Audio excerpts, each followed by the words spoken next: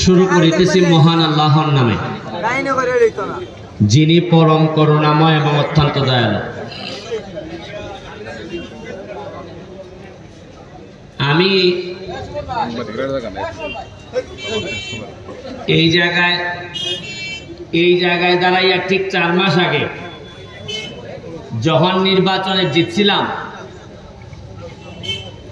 আর নির্বাচনের আগে 2 দিন 3 দিন আগে যখন লাস্ট শেষ জনসভা করি এখানে, তখন আমি কিছুই জানতাম না রাষ্ট্রের পলিসি কি।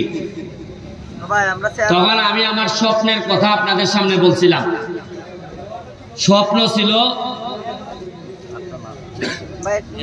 এই যে মরা খোয়াই নদীটারে পরিষ্কার করে 2 পাশে রাস্তা হবে, আর এই খোয়াই নদীতে নৌকা চলবে।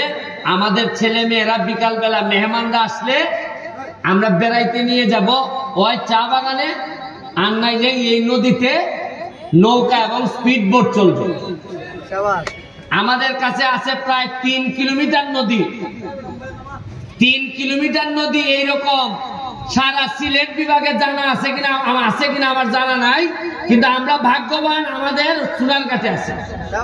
কিন্তু আমরা দুর্ভাগ্য যে 3 কিলোমিটার নদী যে ছিল এইটা প্রকাশ পাইতে পাইতে আপনারা 40 বছর নিয়ে নিছি আমরা। এখন ফুটপাত থেকে এমডি আইলে বোঝা যায় যেমন একটা সমুদ্রের মতো লাগে।